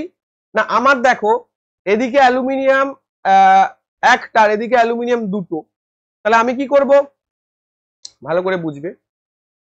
এদিকে এখানে অক্সিজেন কটা রয়েছে ভালো করে আরেকটা জিনিস দেখিয়ে দিই, দেখো তুমি যখন SO4 বলছো আর বাইরে এরকম 3 লিখছো, তার মানে কি সালফার কটা 3টা অ্যাটম আর অক্সিজেন কটা 4 × 3 12টা অ্যাটম, অর্থাৎ এই যখন হোল 3 লিখছো না তখন 12টা হয়ে যাচ্ছে। এবার আমি যদি এর বাইরে আবার 2 দিই অর্থাৎ Al2SO4 বাইরে 2 দিই, তখন কি হবে না, তখন যেটা হবে সেটা হচ্ছে 12 × 2 = 24টা অক্সিজেনের অ্যাটম হয়ে যাবে। কি বললাম মাথায় ঢুকেছে? তখন কিন্তু 24টা অক্সিজেনের অ্যাটম হয়ে যাবে। তো এইটা হচ্ছে মনে রাখবে, এর বাইরে আবার 2 দিলে পুরোটার সঙ্গে গুণ হয়ে যাবে, অর্থাৎ তখন হয়ে যাবে 4 × 3 × 2, আর এটার ক্ষেত্রে আবার 3 × 2 হয়ে যাবে, অর্থাৎ তখন এখানেও 2 গুণ হয়ে যাবে, আবার এখানেও কিন্তু 4 × 3 12, আবার এখানে 2 গুণ হয়ে যাবে, অর্থাৎ তখন কিন্তু অক্সিজেনের 24টা অ্যাটম হয়ে যাবে। বুঝতে পারলাম? তো এই জায়গাগুলো একটু মনে রাখবে। চলো এবার সমাধান করি। তাহলে এখানে আমার অক্সিজেনের কটা অ্যাটম রয়েছে? না এখানে রয়েছে অক্সিজেনের আমার 12টা অ্যাটম রয়েছে, আর এখানে অক্সিজেনের কটা অ্যাটম রয়েছে? 4টা অ্যাটম রয়েছে, তার মানে এখানে আমি 3 দিয়ে দিলাম। আমি সব থেকে আগে কি বলেছিলাম যে যেটার পরিমাণ বেশি সেটা তুমি করতে পারো, বা তুমি এমনি এলোপাথারি করতে পারো, কোনো অসুবিধা নেই, কিন্তু আমি এক্সাক্ট প্রসেসটা বলছি, ঠিক আছে। তুমি এখানে 3BaSO4 দিয়ে দিলে, এবার 3BaSO4 দেওয়ার ফলে কোনটা বিগড়ে গেল? দেখো 3টে সালফার 12টা অ্যাটম অক্সিজেন 12 অ্যাটম অক্সিজেন মিলে গেছে, কিন্তু বেরিয়ামটা বিগড়ে গেছে, মানে এখানে তুমি বেরিয়াম দিয়ে দাও, তাহলে এখানেও 3 অণু মানে 3টে অ্যাটম বেরিয়াম আর এখানেও 3টে অ্যাটম বেরিয়াম মিলেছে। কিন্তু ক্লোরিন কটা হলো? ক্লোরিন এখানে আছে 6টা, এখানে আছে 3টে, তার মানে তুমি এখানে 2 দিয়ে দাও। তাহলে এখানে দেখো 2টো অ্যালুমিনিয়াম, এখানেও 2টো অ্যালুমিনিয়াম, এখানে 3টে সালফার, এখানেও 3টে সালফার, এখানে 12টা অক্সিজেন, এখানেও 12টা অক্সিজেন, এখানে 3টে বেরিয়াম, এখানে 3টে বেরিয়াম, এখানে 6টা ক্লোরিন, এখানে 6টা ক্লোরিন। বিক্রিয়াটা সমাধান হলো কি? তুমি বলবে ইয়েস স্যার, বিক্রিয়াটা খুব ভালো করে আমার সমাধান হলো। তো এইভাবে কিন্তু আমি বিক্রিয়াগুলো সমাধান করব। কি কি করলাম প্রথম থেকে আরেকবার শেষ পর্যন্ত দেখো। প্রথমে আমি করলাম কি, যেটার পরিমাণ সব থেকে বেশি, যে অ্যাটমটার পরিমাণ সব থেকে বেশি সেই অ্যাটমটাকে আমাকে খুঁজতে হবে আগে। সেটা কোনটা বুঝতে হবে, মানে কি তুমি দেখা মাত্র তুমি বলে দিতে পারবে সেই অ্যাটমটা কোনটা। সেই অ্যাটমটা হচ্ছে অক্সিজেন। অক্সিজেন দেখো দেখতেই পাচ্ছ যে অক্সিজেনের 12টা অ্যাটম রয়েছে, তাহলে অক্সিজেন 12টা, আর এখানে অক্সিজেন কটা? এখানে অক্সিজেন দেখো এখানেও তোমার 12টা রয়েছে, মানে এখানে তোমার 4টা রয়েছে, মানে 3 করে বাইরে 3 করে দাও। 3 করার জন্য কি হলো? বিগড়ে গেল কে? বেরিয়াম, তাহলে এখানেও 3 করো। এবার কি হলো? ক্লোরিন 6টা ক্লোরিন হয়ে যাচ্ছে, তাহলে এখানে 3টে রয়েছে, এখানে 2 করে দাও, তাহলে এখানে অ্যালুমিনিয়ামটাও মিলে গেল তোমার অটোমেটিক। এবার অ্যালুমিনিয়াম যদি না মিলতো তখন আবার তোমাকে সাজাতে হতো, যদিও মিলে যায় আর কি, এগুলো প্রবলেম হয় না। পরেরটা করো, পরেরটা করো, এগুলো নিজেরা প্রথম বাড়িতে চেষ্টা করবে, তারপর দেখবে। দেখো সোডিয়াম, সোডিয়াম কি Na প্লাস জল অর্থাৎ H2O। সোডিয়াম নিশ্চয় জানো শব্দটা সক্রিয় ধাতু, তার সঙ্গে জল যোগ করলে কি উৎপন্ন হবে? সোডিয়াম হাইড্রোক্সাইড অর্থাৎ NaOH প্লাস হচ্ছে হাইড্রোজেন উৎপন্ন হবে। হাইড্রোজেন একটা গ্যাস, ঠিক আছে। আচ্ছা, তো এই যে সোডিয়াম H2 দেখে নাও, সোডিয়াম সোডিয়াম H2, এখানে দেখো H, এবার খেয়াল করো ভালো করে, এখানে একটাই যে এখানে দুটো দুটো, মানে এখানে 3টে H রয়েছে, এখানে 3টে H রয়েছে, ভালো কথা। তাহলে আমি যদি এখানে 2 দিই, আচ্ছা দাঁড়াও 1 মিনিট, 3টে H এখানটা রয়েছে, দুটো আর এটা একটা, ঠিক আছে। টোটাল 3টে H এখানে কিন্তু রয়েছে, এগুলো কিন্তু খেয়াল করবে প্রত্যেকে। এবার এখানে অক্সিজেন একটা, এখানে অক্সিজেন একটা, তার মানে আমাকে H2 এর জন্য আর একটা, আচ্ছা এখানে H2 হবে, হ্যাঁ সরি। তো এখানে কিন্তু রয়েছে আমার 3টে H অ্যাটম রয়েছে, এখানে কিন্তু দুটো H অ্যাটম রয়েছে। তাহলে আমি কি করব না, আমি এখানে 2 দিয়ে দিলাম, তাহলে কটা হলো? 2 2 4টা হয়ে গেল। তাহলে এখানে যদি 2 দিই তাহলে এখানেও 2 দিতে হবে। তুমি বলবে স্যার আপনি এখানে কেন 2 দিলেন, এখানে কেন 2 দিলেন না? দেখো এখানে যদি 2 দিই তাহলে কি হবে? দুটো হাইড্রোজেন হলো, দুটো হাইড্রোজেন আর দুটো হাইড্রোজেন, তাহলে কি হলো? 4টা হাইড্রোজেন হয়ে গেল, এদিকে 4টা অ্যাটম হাইড্রোজেন হয়ে গেল, 4 অ্যাটম হাইড্রোজেন। আর কিন্তু এদিকে গড়বড় হয়ে গেছে। কি গড়বড়? না এখানে অক্সিজেন তো আমার দুটো ছিল, এখানেও অক্সিজেন দুটো হয়ে গেছে, ঠিক আছে, কিন্তু Naটা গড়বড় হয়ে গেছে, মানে 2Na দিয়ে দাও, 2Na দিয়ে দাও, তোমার কমপ্লিট হয়ে গেছে। দেখো এখানেও Na দুটো, এখানেও Na দুটো, এখানে অক্সিজেন দুটো, এখানে অক্সিজেন দুটো, এখানে হাইড্রোজেন 4টা, এখানেও হাইড্রোজেন 4টা, এদিকে 2 আর এদিকে 2 2 2 4। তোমাকে পুরো বিক্রিয়াটা খেয়াল করতে হবে, কারণ এই প্রসেসটা কি hit and trial process. Hit and trial পরে এর এক্সাক্ট কোনো নিয়ম নেই যে আমি এখানটা এরকম করবো, শুধু স্টেপ গুলোকে ফলো করতে হবে, নাম্বার গুলো পুশ করতে হবে, বসাতে হবে। আচ্ছা, এটাও তোমাদের কিন্তু অনুশীলনীতে রয়েছে, অর্থাৎ এক্সারসাইজে রয়েছে, তাই এটাও তোমাদের করতে হবে। চলো করে নি, চলো করে নি। কি বলেছে, নিম্নলিখিত রাসায়নিক সমীকরণগুলো সমতা বিধান করো। মনে রাখবে বারবার, শুধু প্রিভিয়াস ইয়ার্স করে কিন্তু আজ পর্যন্ত কেউ পাস করতে পারেনি। শুধু প্রিভিয়াস ইয়ার্সে যারা গুরুত্ব দিচ্ছ, একটু করে থিওরি পড়ছো আর বেশিরভাগ শুধু প্রিভিয়াস ইয়ার্স করে যাচ্ছ, মনে রাখবে আবার তোমরা কিন্তু ভুল কাজ করছো। সবসময় এনসিইআরটি সলিউশন, বারবার এনসিইআরটি সলিউশনটা করবে, কারণ এনসিইআরটি বইটা দেখতে ছোট হতে পারে কিন্তু সলিউশন করা চারটিখানি কথা নয় ভাই। চলো আমরা করি। কি বলেছে দেখো, প্রথমটা বলেছে HNO3, এই বিক্রিয়াগুলো মনে রাখবে। নাইট্রিক অ্যাসিড HNO3 কে কিসের সঙ্গে দিয়েছে না CaOH2 বা ক্যালসিয়াম হাইড্রোক্সাইডের সঙ্গে দিয়েছে। উৎপন্ন হচ্ছে ক্যালসিয়াম নাইট্রেট, ক্যালসিয়াম নাইট্রেট উৎপন্ন হয়েছে, প্লাস হচ্ছে জল উৎপন্ন হচ্ছে। ভালো কথা। এবার আমি সমীকরণগুলোকে সমতা বিধান করতে বলেছি, চলো সমতা বিধান করে ফেলি। ভালো করে খেয়াল করবে, আমার এখানে সব থেকে বেশি কে রয়েছে, 6টা অক্সিজেন রয়েছে, 6টা আর এদিকে একটা, টোটাল 7টা অক্সিজেন রয়েছে। দেখো NO3 এদিকে 6টা অক্সিজেন আর এদিকে কিন্তু একটা অক্সিজেন। যদিও তোমাদের অপশন থাকবে, বাট তবুও আমি কিন্তু সমাধান করে দেখিয়ে দিচ্ছি, কারণ অপশন থাকলে কিন্তু অপশন এলিমিনেশন প্রসেসটা আমি শেখাবো কি করে অপশন এলিমিনেশন তাড়াতাড়ি করতে হবে। বাট এগুলো সমাধান করার জন্য তোমাদের বলছি, যেহেতু এনসিইআরটি তে রয়েছে এগুলো আসতে পারে। এবার একবার তুমি সমাধান করে রাখলে কি হয়, পরবর্তীতে তোমার বুঝতে সুবিধা হয়, চটপট করে ফেলতে পারবে। ঠিক আছে, চলো। তো NO3 হলো। এবার দেখো তার মানে 6টা আর এদিকে একটা, 7টা রয়েছে। এবার ভালো কথা। আচ্ছা, এদিকে কটা রয়েছে দেখো, এদিকে 3টা আর এদিকে 2টো, অর্থাৎ 5টা অক্সিজেন রয়েছে। এদিকে 3টা আর এদিকে দেখো OH2, তার মানে 2টো, মানে 5টা রয়েছে। আমি কি করব, এদিকে 6টা আর এদিকে হচ্ছে 5টা রয়েছে। ভালো কথা। এবার দেখো খেলাটা কোথায় হচ্ছে, হাইড্রোজেন কটা রয়েছে একটা, এখানে হাইড্রোজেন কটা রয়েছে 2টো, তাহলে আমি এখানটা কি করব 2 করব। তুমি বলবে স্যার আপনি এখান 2 দিয়ে শুরু করলেন কেন, কারণ দেখো ভালো করে বোঝো না, এখানে আমার 2টো অক্সিজেন রয়েছে আর এখানে 3টে অক্সিজেন, মোটা 5টা অ্যাটম অক্সিজেন রয়েছে। আবার এখানে দেখো, যদিও তোমাদের এত ভাবতে হবে না পরীক্ষা, কারণ পরীক্ষা অপশন থাকবে, বাট তাও বলছি, কিন্তু এখানে দেখো আমার 6টা অক্সিজেন রয়েছে, ফলে আমাকে অক্সিজেন নিয়ে কাজ করতে হবে। কিন্তু যদি আমি দেখি যে হাইড্রোজেন, তা হাইড্রোজেনটা দেখতে পাচ্ছি এখানে ওপেন হয়ে আছে, মানে হাইড্রোজেন এখানে 2টো, এখানে একটাই হাইড্রোজেন, মানে এখানে একটা আর এখানে হচ্ছে 2টো, টোটাল 4টা হাইড্রোজেন, এই 3টা হাইড্রোজেন। তাহলে আমার এখানে কটা হাইড্রোজেন, 2টো হাইড্রোজেন। আমি কি করলাম 2HNO3 করলাম। তাহলে কটা হলো দেখো, এদিকে 2টো হাইড্রোজেন, এদিকে 2টো, 4টা হাইড্রোজেন হলো। তার মানে এখানেও 2 দেবো, তাহলে এখানেও 4টা হাইড্রোজেন হলো। এবার দেখো অক্সিজেন অটোমেটিক মিলে যাবে। এখানে অক্সিজেন কটা, 6টা, আর এখানে কটা, 2টো, তাহলে 6 2 8টা অক্সিজেন হলো। অক্সিজেন 8টা, এখানে কটা অক্সিজেন, 6টা, প্লাস এখানে কটা হলো, 8টা অক্সিজেন হয়ে গেল। মিলেছে। নাইট্রোজেন দেখো এন এখানে 2টো, এন এখানে দেখো। আচ্ছা, এবার দেখো এন এখানেও কিন্তু 2টো, এই যে বাইরে 2 দিয়েছি, তার মানে এখানেও 2টো হয়ে গেছে। ক্যালসিয়াম দেখো একটা, ক্যালসিয়াম দেখো একটা। অক্সিজেন তো বললাম 8টা, আর এখানেও 8টা মিলে গেছে। হাইড্রোজেন 4টা, হাইড্রোজেন এখানেও কিন্তু তোমার 4টা মিলে গেছে। এখানে 2টো আর এখানে 2টো, 4টা মিলে গেছে। তাহলে বোঝাতে পারলাম, এইভাবে কিন্তু তোমাদের সমাধান করতে হবে। যদিও পরীক্ষায় অপশন থাকলে এগুলো আরো তাড়াতাড়ি করে হয়ে যাবে, বাট এই বিক্রিয়াগুলো যেভাবে আমি করিয়ে দিচ্ছি, বিক্রিয়াগুলো একটু মনে রাখবে কোথায় কি হবে, কারণ পরীক্ষা হলে কিন্তু গুলিয়ে যেতে পারে। ঠিক আছে, চলো বিয়েরটা করি। NaOH প্লাস হচ্ছে H2SO4, NaOH প্লাস হচ্ছে H2SO4 সমান আমি কি বলতে পারি না Na2SO4 প্লাস হচ্ছে Na2SO4 প্লাস হচ্ছে H2O। ভালো কথা। এবার দেখো আমাকে যখন এই বিক্রিয়াটা দিয়েছে আমি কি করব না, আমি দেখতে পাচ্ছি এখানে একই রকম ভাবে, ভালো করে একটু খেয়াল করো এইগুলো। এবার তোমাদের কিন্তু ওই কে হচ্ছে বেশি রয়েছে তার থেকে বড় কথা অবজারভেশন পাওয়ারটা কাজে লাগাতে হবে। আমি অবজার্ভ করে দেখতে পাচ্ছি এখানে হাইড্রোজেন 2টো, কিন্তু এখানে দেখো হাইড্রোজেন একটা আর এদিকে একটা, 2 একে 3, তাহলে এখানে 2 দিয়ে দিই আর এখানে 2 দিই, তাহলে দেখো হলো 2 2 4, 4টা, আর এখানে দেখো 2টো আর এখানে 2টো, 4টা কমপ্লিট হয়েছে। ক্লিয়ার।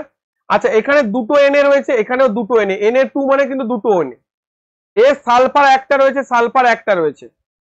আচ্ছা, অক্সিজেন কটা রয়েছে খোঁজো। অক্সিজেন একটা, এটা সামনে 2 রয়েছে মানে অক্সিজেন 2টো, 2টো আর এদিকে হচ্ছে কিন্তু 4টা, তার মানে 6টা অক্সিজেন। এখানে কটা, 2টো আর এখানে 4টা, তার মানে 6টা অক্সিজেন। অর্থাৎ আমার বিক্রিয়াটা সমীকরণ হয়ে গেছে, কোনো কিছু ভাবার দরকার নেই। এবার সি নম্বরে চলে আসো।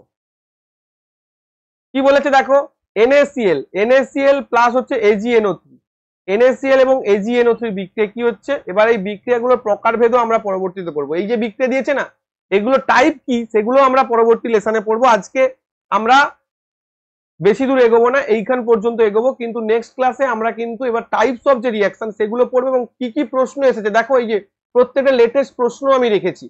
ঠিক আছে, চলো এটা দেখিয়ে দিই, তারপর আমি বলছি। NaCl plus AgNO3, NaCl plus AgNO3 কি দিয়েছে? AgCl প্লাস হচ্ছে NaNO3, ভালো কথা।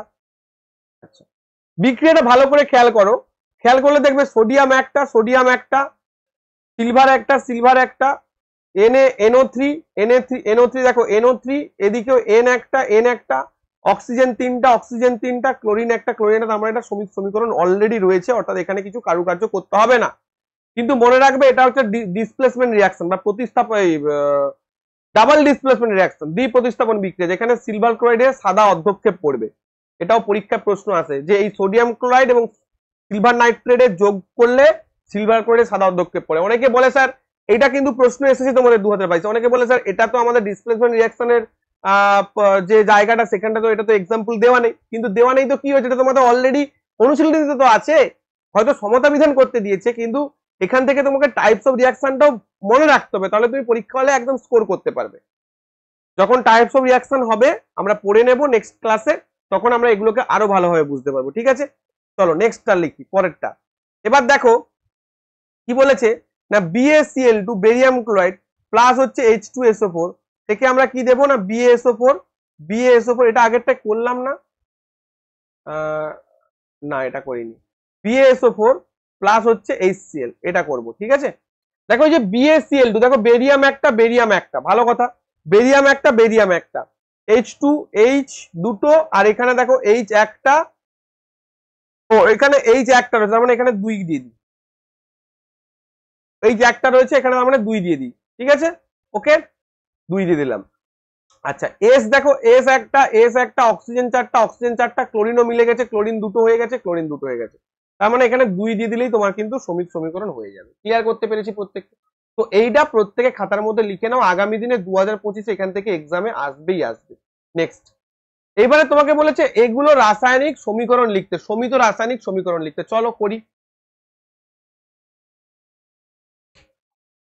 এইগুলোর এই যে বিক্রিয়াগুলো আমি এখন সমিত রাসায়নিক সমীকরণ লিখছি না, যখন তোমাদের টাইপ অফ রিয়াকশন পড়িয়ে দেবো তখন এগুলো আবার কি টাইপের রিয়াকশন সেগুলো আমি মেনশন করবো, ফলে ভিক্টরি এডুকেশনে জুড়ে থাকো, সাফল্য তুমি পাবেই। চলো next, calcium hydroxide, calcium hydroxide মানে কলিচুন বা স্ল্যাক লাইন, পরে পড়াবো তোমাদের আরো বেশি বেশি করে বুঝতে পারবে। Calcium hydroxide plus carbon dioxide, calcium হাইড্রোক্সাইডে যখন তুমি কার্বন ডাইঅক্সাইড দেবে কি হবে জানো তো, ক্যালসিয়াম কার্বন উৎপন্ন, অর্থাৎ CaCO3 উৎপন্ন হয়, অর্থাৎ ক্যালসিয়াম অক্সাইড CaO, তার সঙ্গে জল দিলে সেখান থেকে ক্যালসিয়াম হাইড্রোক্সাইড উৎপন্ন হলো, তাকে তুমি আবার ফু দিচ্ছ, আবার তুমি CO2 দিচ্ছ, তখন উৎপন্ন হবে ক্যালসিয়াম কার্বনেট, যাকে মার্বেল বলি। এগুলো পরে আরো ভালো করে পড়াবো তোমাদের, মার্বেল বলি। প্লাস হচ্ছে H2, এখানে কোনো কিছু ফাঁক যায় না ভাই, একদম ডিটেলসে পড়তে পারবে তুমি, একদম ডিটেলসে। এটাকে বলেছে সমাধান করতে। চলো, ক্যালসিয়াম একটা, ক্যালসিয়াম একটা, আচ্ছা অক্সিজেন দুটো আর এদিকে দুটো, টোটাল 4টা অক্সিজেন রয়েছে, হাইড্রোজেন দুটো রয়েছে আর এখানে হাইড্রোজেন দুটো রয়েছে, এখানে অক্সিজেন 3টে আর এখানে একটা 4টা রয়েছে, তার মানে বিলকুল সাহি, অর্থাৎ একদম একদম সঠিক রয়েছে, কোনো অসুবিধাই নেই। পরেরটা চলো, বিটটা, বিটটা বলেছে কি জিঙ্ক প্লাস সিলভার নাইট্রেট, তাহলে জিঙ্ক দিলাম প্লাস AgNO3 দিলাম। এই রিয়াকশনটা কি হবে জানো তো, কম্বিনেশন রিয়াকশন, আস্তে আস্তে বোঝাবো তোমাদের এইগুলো। সিলভার নাইট্রেট দিলাম, জিঙ্ক নাইট্রেট, ZnNO3। এইবার দেখো একটা কথা বলি, এই যে জিঙ্ক নাইট্রেট না, জিঙ্ক নাইট্রেটের সঙ্গে হচ্ছে ZnNO3 হোল 2, ZnNO3 হোল 2, এটা ZnNO3 যদি দিয়ে দেয় পরীক্ষায়, শুধু ZnNO3 দিয়ে কোনো একটা সমীকরণ দিয়ে সমাধান পটিয়ে দিয়েছে, মনে করো মিলিয়ে দিয়েছে, অ্যাটম মিলিয়ে দিয়েছে, ভুল হয়ে যাবে, কারণ জিঙ্ক নাইট্রেটের সংকেত হচ্ছে ZnNO3 হোল 2। তো এইগুলো কিন্তু এখান থেকেই তুমি শিখে যাবে, এই যে স্যার বলে দিচ্ছে, আমি বলে দিচ্ছি তোমাদের জিঙ্ক নাইট্রেটের সংকেত হচ্ছে ZnNO3 হোল 2, পরীক্ষা গেলে আর ভুল হবে না, কোনোদিনই ভুল হবে না। প্লাস হচ্ছে সিলভার, এটা হচ্ছে ডিসপ্লেসমেন্ট রিয়াকশন বলা হয় এটাকে। ডিসপ্লেসমেন্ট রিয়াকশন কি সেটা আমরা পরবর্তীতে জানবো। আচ্ছা দেখো, আচ্ছা এখানে NO3 একটা, এখানে NO3 দুটো, তার মানে এখানে 2AgNO3 করলাম, 2AgNO3 করার জন্য এখানে 2Ag করে দিলাম, তাহলে দেখো মিলে গেছে, Zn Ag 2Ag 2Ag এর 2N 2N, 6টা অ্যাটম O2 আর এখানেও 6টা অ্যাটম O2, তার মানে এইটা হচ্ছে সঠিক রাসায়নিক সমীকরণ। ক্লিয়ার করতে পেরেছি কি আমি? তুমি বলবে ইয়েস স্যার, অর্থাৎ Zn প্লাস 2AgNO3 এখান থেকে হবে আমার 2Ag, 2Ag হবে, অর্থাৎ ZnNO3 হোল 2 প্লাস হচ্ছে 2Ag। ক্লিয়ার করতে পেরেছি প্রত্যেকের কাছে? বুঝতে পেরেছো সবাই? সবার মাথায় ক্লিয়ার হয়েছে পুরো? চলো নেক্সট। ওকে, চলো নেক্সট। অ্যালুমিনিয়াম, অ্যালুমিনিয়াম প্লাস হচ্ছে কপার ক্লোরাইড, এর সংকেত হচ্ছে CuCl2। যারা সংকেত লেখা শেখোনি, ভিক্টরি এডুকেশনে শুধু একবার কমেন্ট করে দাও, সংকেত লেখা শিখিয়ে দেবো, কোনো চাপ নেই ভাই, কোনো চাপ নেই। আমার পেইড ব্যাচের ছেলেরা তো তুখোড় হয়ে আছে, যারা নিয়মিত ক্লাস করে অলরেডি সংকেত থেকে আমি পই পই করে বুঝিয়ে দিয়েছি। অনেকে বলে এনসিইআরটি পড়ে কি হবে, নাকি ওল্ড সিলেবাস। ভাই কি ওল্ড সিলেবাস? তুমি ইংলিশ বইটা ডাউনলোড করে দেখো, একদম সেম টু সেম কন্টেন্ট, শুধু কয়েকটা চ্যাপ্টার বাদ গেছে, অ্যাড তো হয়নি কিছু। কি ভুল বোঝায় ভাই, ওইসব চ্যানেলে থাকলে তোমরা একদম মরবে। অ্যালুমিনিয়াম প্লাস কপার ক্লোরাইড থেকে কি হচ্ছে অ্যালুমিনিয়াম ক্লোরাইড। দেখো অ্যালুমিনিয়াম ক্লোরাইডের সংকেত আমি বলেছিলাম, কি বলেছিলাম, AlCl3, Cl2 নয় কিন্তু, প্লাস কপার Cu। এবার তোমাকে এটা সমীকরণটা সমাধান করতে হবে, চলো। দেখো অ্যালুমিনিয়াম, অ্যালুমিনিয়াম ঠিক রয়েছে, ক্লোরাইডটা এখানে কিন্তু দুটো আর এখানে তিনটা, তাহলে আমি এখানে 2 বসিয়ে দিলাম, আর এখানেও 2, এখানে হচ্ছে 3 বসিয়ে দিলাম।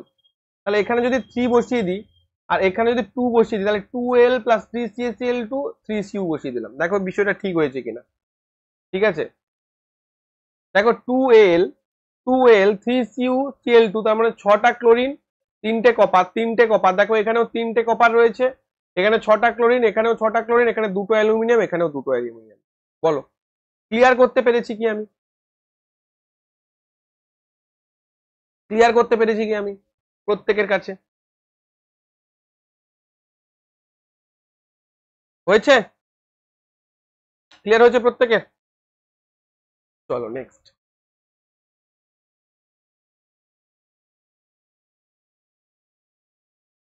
অ্যালুমিনিয়াম এটা হয়ে গেল।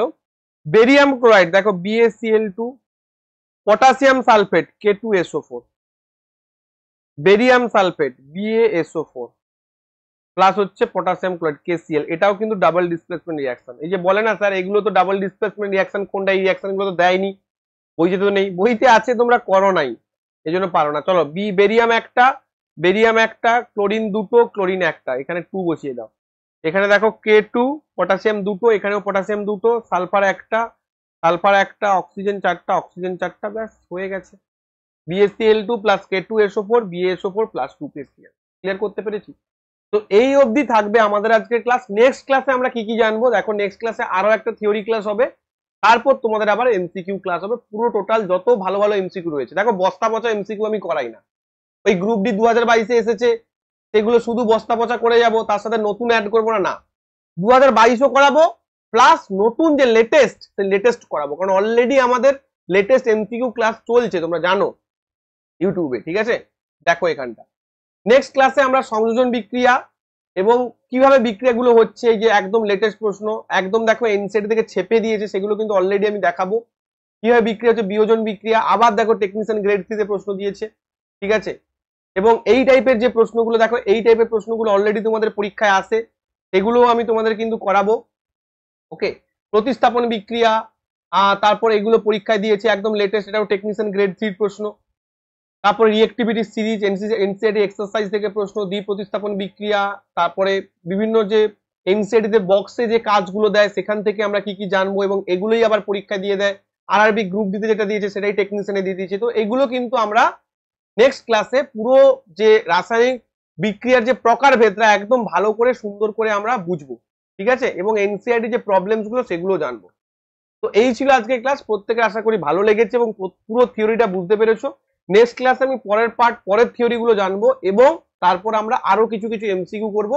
দেখবে যখন এনসিইআরটি এক্সাম্পলারটাও তোমাদের এখানে সলিউশন করিয়ে দেবো, অলরেডি এনসিইআরটি যদি সলিউশন করিয়ে দিই এক্সারসাইজ গুলো, এনসিইআরটি এক্সাম্পলার নিজেরাই পারবে। এবং তারপর যখন তোমাদের যখন আমি তোমাদের ইয়েটা করাবো, অর্থাৎ যখন তোমাদের আমি প্রিভিয়াস ইয়ার্স করাবো না, দেখবে একদম ইজি লাগছে, ঠিক আছে? তো এইভাবে যারা ক্লাস করতে চাও, অনেকেই কিন্তু অনেক জায়গায় তোমাদের বলে দেবে যে এইভাবে বোর্ড ওয়ার্ক করে বুঝিয়ে দিলাম, এনসিইআরটি নিজেরা পড়ে নেবে। ভাই পারবে না, এনসিইআরটি নিজেরা পড়তে কখনোই পারবে না। কেন? কারণ এখানে কোনটা বাদ দেবে, কোনটা পড়বে, কোনটা ইম্পর্টেন্ট, সেগুলো কিন্তু বলে বলে যাই আমি। এমনটা না যে শুধু লাইন ধরে ধরে পড়িয়ে দিই, লাইন ধরে পড়াতে হবে, এক্সপ্লেন করতে হবে, প্লাস বলতে হবে যে এই জায়গাটা পরীক্ষা এসেছে, এই জায়গাটা বাদ দাও, এই জায়গাটা পরীক্ষা আসতে পারে, এই কাজটা এইভাবে আসবে। কেন বলতে পারি? দ্যাট ইজ হচ্ছে এক্সপিরিয়েন্স।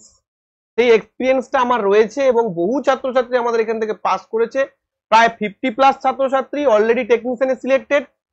প্রায় আমি বলতে পারি যে 150+ সিবিটি 1 দিয়েছিল, মানে সিবিটি 1 পাস করেছে এএলপি তে।